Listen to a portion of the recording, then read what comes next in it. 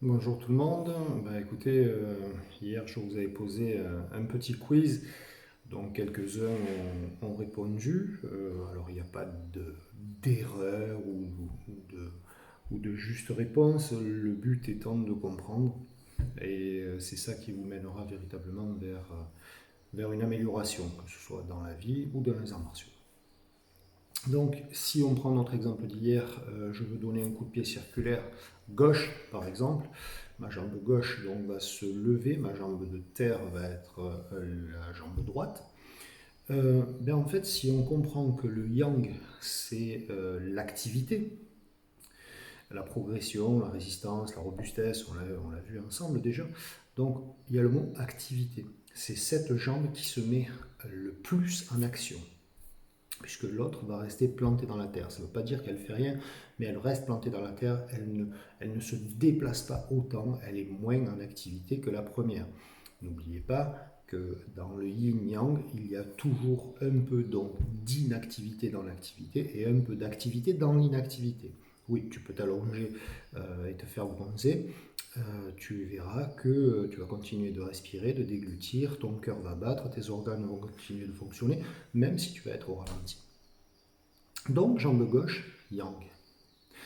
Et cette jambe gauche, au plus elle va être lancée forte, et au plus la jambe droite va devoir capter de l'énergie du sol, se planter dans le sol, devenir très très puissante.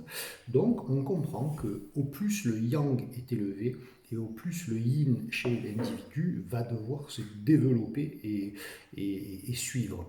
Donc le yin, je le rappelle, c'est l'inactivité, donc c'est la régression, la fragilité. C'est également la souplesse. Donc là, le yin, c'est l'inactivité. Alors dans l'inactivité, je viens de vous dire qu'il n'y a jamais une inactivité totale. D'accord. euh, Voilà, donc ça c'était pour la réponse d'hier. Donc la jambe en mouvement et la jambe yang, la jambe de terre et la jambe yin. Euh, Ensuite, il y en a qui m'ont envoyé des messages, qui m'ont écrit pour me dire que Florent, franchement, j'y comprends rien, ou franchement, c'est dur, ou... Alors, moi j'essaye de dégrossir le terrain pour vous enlever les filtres que vous avez devant les yeux et que par vous-même vous puissiez suivre les voies qui vous conviennent. Je n'impose rien. Et de ce fait, vous allez faire vos recherches, vous allez peut-être me poser des questions, je suis toujours là pour ça, il n'y a aucun souci, ce sera toujours avec plaisir, même si je ne réponds pas dans les 10 minutes, mais je peux répondre 2, 5 jours plus tard, peu importe, mais je répondrai. Euh, donc, bon, je n'y comprends rien, en fait, le gars, il est perdu, il est déboussolé, et puis ça parle de choses dont il n'a jamais entendu parler. Donc, ça demande justement du travail de ce côté-là pour pouvoir arriver à être un homme éveillé. Un homme, un humain, j'entends, attention, pas de sexisme ici. Voilà. Je vais finir avant d'attaquer le sujet du jour, qui sera un sujet hyper important, comme les autres. Euh, Pas plus tard qu'hier, vous avez certainement dû voir sur le groupe que j'ai sorti deux personnes. Euh, un instructeur canadien et puis une autre personne qui a décidé de suivre cet instructeur canadien. Donc l'instructeur canadien qui s'appelle Daniel Lapointe, hein, pas de... Bon, ça faisait déjà plusieurs fois qu'il était très instable, il fallait toujours expliquer les choses, il était toujours soit trop dans le yang, soit trop dans le yin, il n'était jamais dans le juste milieu. Plusieurs fois, il a voulu partir, revenir de la fédération. La dernière fois, je lui ai dit, c'est la troisième fois, c'est la dernière, je te le garantis. Donc là, il m'a dit, écoute, je préfère partir parce que, voilà, euh, j'ai vu plein de choses, j'ai vu tes vidéos, j'ai vu plein de choses. Et, euh, ce qui est à peu près drôle, c'est que, a priori, pour certains, sur mes vidéos, apparemment, je me fais passer pour le maître du monde. C'est ce qui a été dit. Alors, moi, ça me va, il n'y a pas de problème, on me fait passer pour qui on veut. peut-être que vous le pensez également, à ce moment-là, ne suivez pas mes enseignements. Tout mon enseignement a été basé sur la souffrance et l'humilité. Euh, et jamais je ne me ferai passer pour quoi que ce soit. Je suis le premier à dire que je ne peux pas encore avoir aux yeux de mes maîtres le statut de véritable maître. Donc je ne vois pas en quoi je me fais passer pour un maître du monde, juste en essayant de vous faire ouvrir les yeux, en essayant de vous guider. Mais bon, comme je l'ai dit, c'est très déstabilisant parce que pour beaucoup, on se dit oh putain, du coup, ça fait 20 ans que je travaillais avec d'autres et j'ai rien appris. Pour d'autres, ouais, c'est foutaise, ça, on n'en a pas besoin. Pour foutre un coup de poing, on n'en a pas besoin.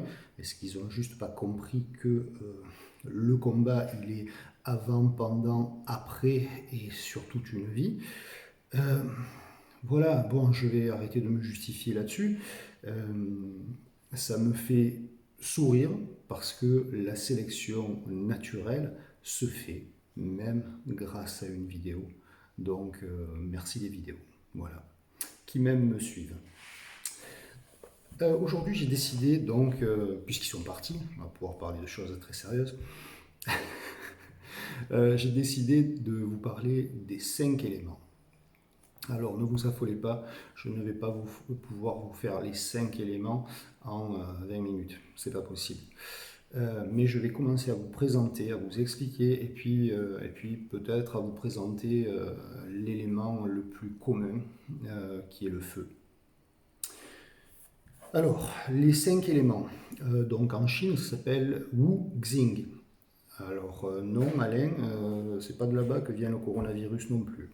Donc, Wuxing. Donc, et en Chine, Wuxing, ça veut dire les 5 mouvements et non pas les 5 éléments. Et nous, occidentaux, on l'a traduit par les 5 éléments. J'expliquerai ça après. Alors, en fait, ce sont 5 phases ou 5 dynamismes. 5 phases ou 5 dynamismes. Ça explique l'aspect des changements perpétuels et des ramifications communes entre chaque changement. Vous avez tous entendu le proverbe un battement d'aile au Japon, un battement d'aile de papillon au Japon peut créer un raz-de-marée en France. Okay, bon, voilà, tout ça. Après, on le prend, on prendra donc ce concept des 5 éléments. Et de là va naître la métaphysique chinoise. Et de la métaphysique chinoise sera grandement inspirée la métaphysique occidentale comme on la connaît aujourd'hui. Et la médecine chinoise est totalement dans les 5 éléments. Allez ne serait-ce que chez un acupuncteur, si vous lui parlez feu, terre, etc., fer, eau, il va de suite capter. Bon. En fait, à travers l'étude des 5 éléments fondamentaux, alors 5 éléments, ça veut dire qu'il y a le bois. Alors le bois c'est mu, mu. Il y a le feu, wo, alors H-U-O, wo.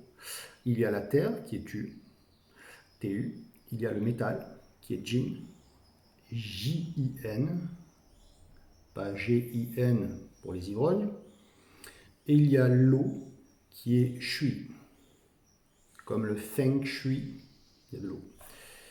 De leurs caractéristiques et de leur interaction, on va pouvoir comprendre les différents processus de transformation en œuvre en vous et dans le monde. Alors c'est génial parce que du coup, je sais que si j'attaque feu et que je connais les ramifications, je sais où va être le très gros point faible pour la prochaine frappe chez mon adversaire.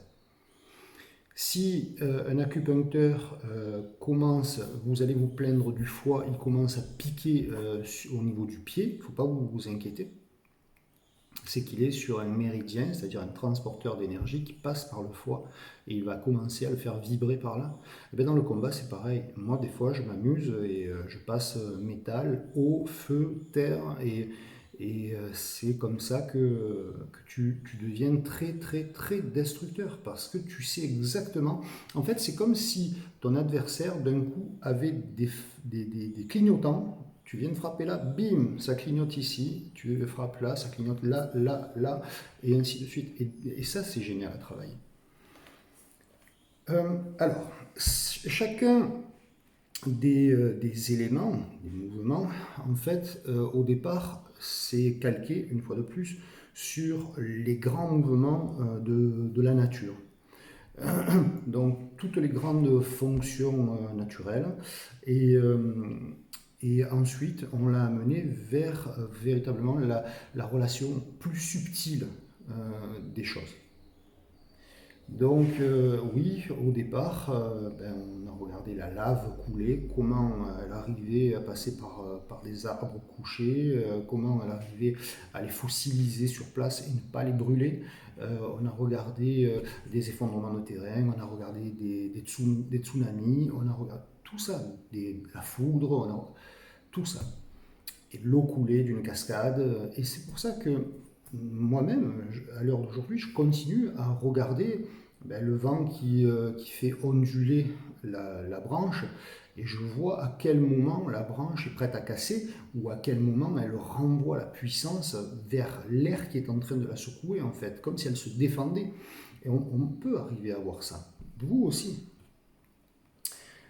Alors, les cinq éléments. Les cinq éléments sont tous reliés à des organes. Ce sont des organes majeurs dans la médecine et dans le combat. N'oubliez pas que le bon médecin est le parfait assassin. Donc, si on veut véritablement être efficace, tous les meilleurs tueurs dans certaines unités spéciales sont formés à l'anatomie, au corps, et ils savent exactement, et depuis tout le temps, hein, si on prend l'art des ninjas, les ninjas, à la base, étaient, dans leur métier, il y avait l'assassinat. Et ils connaissaient donc déjà des zones d'acupuncture de façon très poussée, puisqu'ils étaient capables de tuer quelqu'un en le croisant, en lui plantant une aiguille derrière l'oreille par exemple, et le gars s'effondrait quelques mètres plus tard, il n'avait aucun signe, il n'y avait même pas de sang, il n'y avait rien. Et l'aiguille n'était pas empoisonnée. C'était sur un point vital, terminé, il n'était plus là. Alors donc, les éléments sont reliés aux organes énergétiques. Alors le premier, on va dire le foie. Organe énergétique très important. Du coup, tout ce que vous mangez passe par le foie. Le foie est un régulateur, est un épurateur, un filtre, et il faut faire très attention à tout ce que vous lui mettez dedans. C'est pour ça que je me bats contre la malbouffe, c'est pour ça que j'essaye de faire ce que je peux pour prévenir tout le monde. Après, vous faites ce que vous voulez, hein. Je ne suis pas derrière vous, et puis je ne suis pas un dictateur, je ne suis pas le maître du monde. Donc, donc, euh, donc voilà, mais le foie est tellement important qu'il va vous permettre, enfin, il va permettre de jouer sur beaucoup de choses. Il va jouer sur votre entrain, votre dynamisme, votre morale. Il va jouer même sur votre langue. Il va jouer sur votre vision. Il va jouer sur beaucoup de choses. Sur votre tonus musculaire, sur votre résistance. Il va jouer sur la tranquillité, sur le côté paisible que vous pouvez avoir en vous. Donc, c'est très important. Donc, le foie, premier. En deux, il y a un couple, donc on groupe les deux. C'est le couple estomac-rate. Alors, estomac-rate, dans l'énergétique, très important. Très important. Et d'ailleurs, si vous remarquez ce que je viens de citer, foie, estomac, rate. C'est deux endroits où les boxeurs aiment bien venir frapper parce que c'est KO immédiat. tu viens à toucher le foie est une éponge, il se rétracte, le gars est par terre dans des souffrances pas possibles. Tu viens à toucher l'estomac ou la rate en général, elle éclate, donc tu vas vers une septicémie, tu vas vers des choses qui sont très graves, mais en plus la douleur te sèche au sol.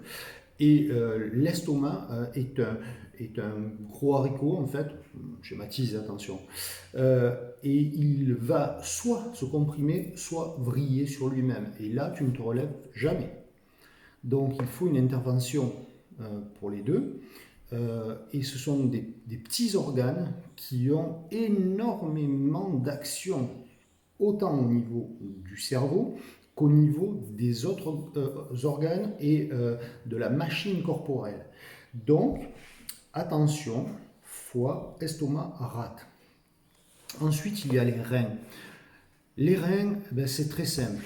Nous en avons deux. Alors, la plupart d'entre vous, vous ne savez pas où sont les reins. Chaque fois que je demande les reins, on me montre au niveau de la ceinture, juste au-dessus. Non. Là, on est sur la zone sacro-lombaire, on n'est pas du tout sur les reins. Donc, quand on veut frapper, il faut savoir où c'est. On en revient encore à l'étude du corps, à l'étude de l'anatomie. Les reins, ben écoutez, c'est sur la partie médiane basse du dos. Donc voilà, vous prenez votre dos, hein, de la base de la nuque à la ceinture, vous le divisez en deux, et puis ben, sur la ligne médiane qui coupe votre dos en deux, ben, vous placez votre rein comme ceci. Et vous allez voir où sont les reins et comment les attaquer. Les reins sont des éponges. Vous connaissez peut-être des personnes qui malheureusement sont sous dialyse et donc les reins ne fonctionnent plus, où il y a eu des ablations du rein à cause de maladies. Et donc on est obligé de régénérer, de faire circuler parce que ben, c'est par les reins que vous évacuez grand nombre de choses et de minéraux et de métaux qui pourraient être nocifs et beaucoup d'autres choses. Hein. Je ne vais pas rentrer dans un cours de chimie adapté à la biologie.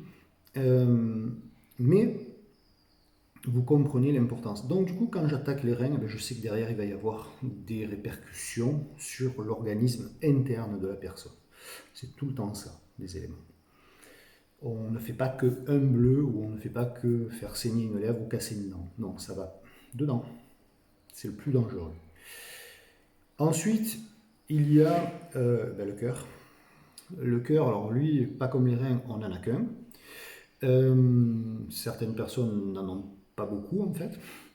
Donc le cœur, c'est un organe qui bat sans arrêt, sans arrêt, sans arrêt, sans arrêt, sans arrêt, que tu le veuilles ou non, lui il va battre. Et ce cœur, si on vient à l'attaquer, c'est quelque chose qui, suivant la fréquence et suivant la phase, c'est-à-dire s'il est en train de s'ouvrir ou de se fermer, soit tu peux entraîner un malaise, le gars tombe dans les pommes immédiatement, hein, même sur une frappe, un plat de main très gentil, il tombe dans les pommes. Soit tu fais un arrêt cardiaque, et là, il y a tout le processus de secourisme qui doit s'enchaîner. Et ensuite, il y a les poumons. Alors, les poumons,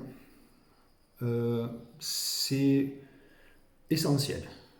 Sans poumon, tu ne peux pas respirer. Sans poumon, il n'y a pas de diffusion. Donc, c'est essentiel. Et du coup, tu vas, par le biais des poumons, comme par le biais du cœur, atteindre les autres organes. Tout par le biais du sang. Hein, n'oubliez pas que ce qui est dans les poumons, ensuite, le gaz pulmonaire va partir en grande partie dans le sang. Après, l'autre partie va être évacuée. On prend ce qu'on a besoin. Et puis du coup, ça alimente un peu tout. Donc quelqu'un qui respire mal et quelqu'un qui va avoir des crampes, qui va se tétaniser, qui va tomber dans les pommes, qui va... Il y a plein de possibilités. Alors,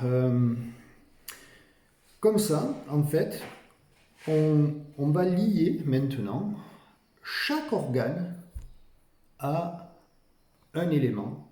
Et donc, nous garderons, comme je l'ai dit, l'élément de feu, et vous allez voir quel organe c'est. Alors, si je vous dis le foie, par exemple, ben, c'est facile à se rappeler.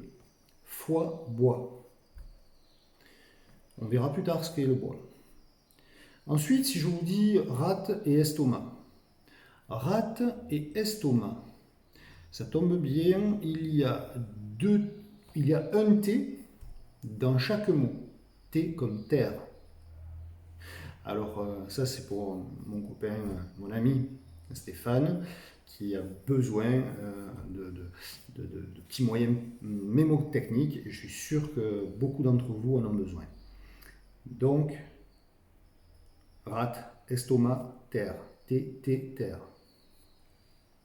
Ensuite, le rein. Le rein, qu'est-ce qu'il filtre? Il filtre l'eau.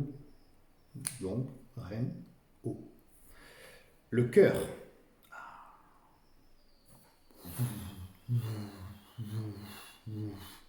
Le feu. Le cœur est feu. Combien de poètes ont dit j'ai le cœur en flamme à cause de cette femme. Donc, feu, cœur en flamme. Et les poumons, donc, sont métal. Métal. Donc, maintenant que nous savons ça, on va se concentrer sur le feu, puisque vous savez que le feu, ben, c'est le cœur. Donc, en fait, moi, je vais vous expliquer très brièvement ce qu'est le feu. Le feu, donc, rappelez-vous, on le dit Huo, H-U-O, d'accord?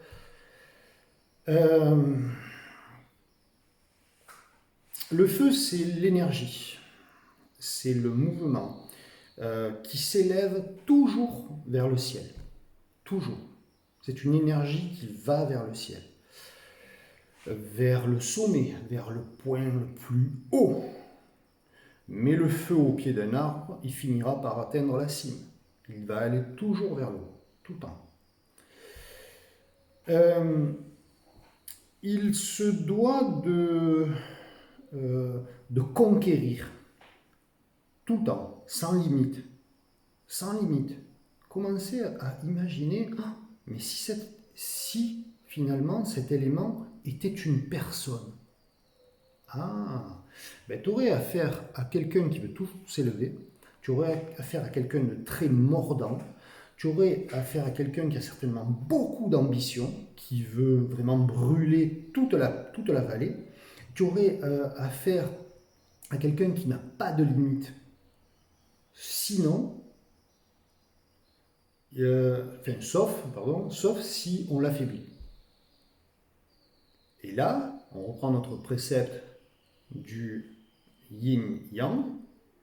Le feu et l'activité, il faut le ralentir, penser opposé. Donc, je vais me servir de l'eau pour pouvoir le ralentir, pour pouvoir le freiner, pour pouvoir le tuer. C'est pareil dans le combat. En face de moi, j'ai quelqu'un qui est très feu. Il frappe, il tourne, il esquive vite, il frappe, tourne, esquive vite. Un très bon craveur devrait faire ça. Il est tout le temps dans le feu. Devienne de l'eau. Bouge comme l'eau. Englue-le, amène-le au sol, joue. Parce que ses frappes, elles n'aient pas plus d'1 centimètre de recul. Tu vas l'engluer, tu vas l'étouffer, tu vas le noyer. Il va se noyer et tu vas éteindre le feu très vite. C'est ce que font les gens qui font du jiu-jitsu brésilien avec des gens qui ne pratiquent que le pied-point de façon bourrin. Voilà. Ensuite, le feu, il a un très bon côté. C'est que si vous êtes dans une grotte et que vous éclairez une torche, c'est lui qui va mettre la lumière dans les ténèbres. Donc, quelqu'un de feu peut être quelqu'un de très rayonnant aussi s'il arrive à maîtriser son ambition, son désir de tout brûler, de tout détruire. Ça peut être quelqu'un aussi de très rayonnant, ça peut être un très bon orateur, ça peut être un très bon leader. Mais il faut que cette personne maîtrise les autres éléments pour pouvoir contrôler son feu destructeur.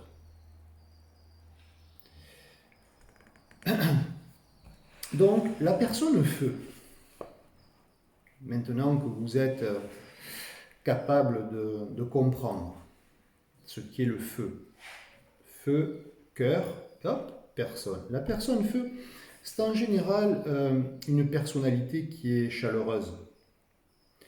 Vous savez, le petit feu qui crépite quand vous arrivez de l'extérieur où il fait frais. Ah, c'est chaleureux. C'est en général une personne qui est passionnée, qui est aimante, qui est directe. Et par contre, son caractère d'irrésistible ascension, ça vous ne lui enlèverez jamais. Il pourra, en travaillant les autres éléments, arriver à calmer le jeu, mais ce sera toujours plus. Et la flamme qu'il a au fond de lui va le pousser à se placer toujours au centre de la conversation. Quelqu'un de feu, vous pouvez le repérer en ayant les éléments que je suis en train de vous donner. Après, il existe des livres gros comme ça, hein, vous pouvez taper dedans. Moi, j'ai essayé de faire des condensés pour vous donner ce qu'on m'a appris. La personne feu, vous pouvez la repérer entre mille. C'est une personne qui, en général, a un mode psychologique agressif.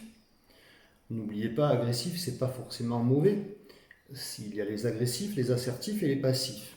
C'est-à-dire qu'ils vont répondre du tac au tac, ils vont toujours être là, à bouger, à dire ouais mais ça, non, moi j'y vais, mais moi comme ça, non, ouais attends, il parle un peu plus fort que celui d'à côté, comme ça l'autre arrête, et voilà, le feu, il est là. Ensuite, la personne qui est feu aime bien être vue. Alors, ben, moi, je regarde un peu ce qui se passe sur les réseaux sociaux. Les réseaux sociaux, pour faire une étude socio-psychologique, c'est fabuleux. Parce qu'on voit qui met en avant son ego, on voit qui est feu, qui est haut, qui fait payer des conneries, qui veut juste être connu, qui veut partager certaines belles choses, qui parle de ses états d'âme et donc se dévoile au grand public, on voit tout. Et c'est vrai que pour une étude socio-psy, moi j'ai discuté une fois avec une amie qui est psychiatre et qui me disait c'est les plus gros cas cliniques que l'on retrouve sur Facebook et tout ça. Donc voilà. Ensuite, la personne feu a la capacité de rendre les choses limpides. D'éclaircir les situations. Ça, c'est précieux. Et sa franchise et son verbe haut attirent toujours le regard. Alors, les gens feu cherchent toujours à aider les autres. Toujours, ils vont essayer d'aider les autres. Ils sont généreux, ils sont altruistes, parce qu'ils ont tellement de feu en eux qu'ils pensent que les autres vont pouvoir accepter ce feu-là. C'est ce que je suis en train de faire avec ces vidéos. Parce que au fond de moi brûle un brasier immense. J'ai réussi à stopper mon envie d'ascension en vivant toutes les choses, je dis bien toutes les choses, que je voulais vivre sur cette terre, je l'ai déjà fait. Tout ce que je vais pouvoir vivre à présent, c'est du plus ou du différent, mais tout ce que j'ai voulu faire jusqu'à présent, je l'ai fait. Donc ça me limite dans mon envie d'ascension. Et mon ego n'a plus besoin d'être là, puisqu'il a été maté pendant 20 ans par un maître qui, lui, n'était pas feu du tout. Et il a éteint le feu. Il a éteint le feu de l'ego. Mais après, il a laissé le feu de l'esprit, il a laissé le feu du cœur, il a laissé plein de choses. Donc oui, je suis feu à la base. Et après, on apprend à se servir des autres éléments au fil des années et au fil de l'instruction. Pour les personnes intéressées, si vous le voulez, on peut mettre en place des stages sur les éléments, sur les énergies, ce sont des stages très très riches que je ne propose pas en Krav Maga, mais voilà. Une fois à Martigues, j'avais fait un stage sur les énergies, on avait travaillé avec les flammes, on avait travaillé à beaucoup de choses, et voilà, beaucoup de personnes avaient pleuré. Pas de douleur, juste de oh, merde. Voilà. Ensuite, les personnes feu, en général, finissent seules. Parce qu'ils veulent tellement tout le temps, que les gens se trouvent dans l'ombre du feu. Les gens qui vivent avec eux se trouvent dans leur ombre. Et ce ne sont pas de bonnes personnes pour vivre une vie sereine à leur côté. Ce sont des personnes difficiles à vivre. C'est pour ça qu'il est utile d'apprendre à se servir des autres éléments et de pouvoir avoir un yuan, c'est-à-dire une ligne entre le yin et le yang qui soit très puissante de façon à rester le plus équilibré possible. Parce qu'autrement, les autres personnes, vous allez les brûler. Donc, pour finir, je vais vous dire que les personnes de feu cherchent sans arrêt à établir de nouveaux contacts. Vous savez, il est en train de brûler ces arbres-là, et puis il voit qu'il y en a d'autres là-bas, il s'étend au sol, il cherche à établir des nouveaux contacts. Et ça, malheureusement, il établit des nouveaux contacts au détriment de ceux qui existent actuellement. Donc là aussi, il a besoin de beaucoup d'eau pour pouvoir s'arrêter et prendre soin de ceux qui sont autour de lui, parce que en général, il survole, il passe très vite, comme un incendie de forêt avec un puissant vent à l'arrière. Ceux qui sont feu sont extrêmement passionnés. Ils peuvent être très attentifs aux autres, à partir du moment où l'autre a une véritable consistance. Ils peuvent même s'oublier par rapport à l'autre, mais il faudra que l'autre donne le change, alimente. Alors, une personne feu, dans un combat, elle s'épuise très rapidement. C'est-à-dire qu'on ne peut pas toujours être sur le yang, et une personne feu est toujours sur le yang. Donc, elle va travailler sa condition physique, elle va avoir en général une très très bonne condition physique. Et puis, il va falloir rapidement que son maître, parce que là c'est un travail de maître, c'est pas un travail de professeur, puisse lui apprendre l'opposé, c'est-à-dire l'eau, très très vite. Sinon, cette personne, aussi forte soit-elle dans le combat debout par exemple, sera nulle en corps à corps ou au sol. Et donc un combattant complet est toujours un combattant équilibré. Feu, eau, équilibré. C'est bon. Ensuite, quelqu'un qui est feu a besoin d'un réapprovisionnement constant en énergie. À partir d'un certain niveau, on arrive à s'approvisionner de certaines choses. Du soleil, on arrive à s'approvisionner de connaissances, on arrive à s'approvisionner de méditation. Mais autrement, on le tire des autres. Du coup, on peut devenir un vampire énergétique. Et ne riez pas, ça existe. Allez dans les livres de psychologie et vous verrez. Beaucoup de partenaires se sont fait hospitaliser parce qu'elles n'en peuvent plus. Elles n'en peuvent plus et ils demandent trop dans tout. Donc trop dans la vie, trop dans le sexe, trop, pour avoir plus, toujours plus, toujours plus, toujours plus. Et puis au bout d'un moment, c'est le partenaire qui flanche parce qu'elle était peut-être métal, elle était peut-être terre, bois, bois. Donc ensuite, écoutez, dites-vous que face à une personne feu, si vous ne vous brûlez pas les ailes, vous aurez de la chance. Maintenant, vous êtes capable de les démasquer. Vous êtes aussi capable de savoir qu'ils ont de très bons côtés. Et le but de vous qui me regardez, ça va véritablement être d'apprendre les éléments et à s'en servir surtout. Donc, écoutez, euh, moi je vous souhaite une bonne journée et surtout ne laissez pas de côté les autres vidéos. J'espère que vous avez tous pris des notes parce que je pense que les vidéos, je ne vais pas les laisser sur YouTube à vitam aeternam. Donc prenez des notes avant qu'elles soient retirées. Alors elles seront peut-être retirées demain, peut-être dans 6 mois, je ne sais pas, mais je pense que je ne les laisserai pas pour pas que tout le monde puisse y avoir accès. Donc voilà, je vais regarder comment on peut faire pour les mettre en privé et vous passer le lien en privé. Si ça marche comme ça, ben ça va. La dernière fois, ça ne marchait pas. Donc si quelqu'un peut me renseigner, qu'il m'appelle ou par Messenger. Merci beaucoup, bonne journée.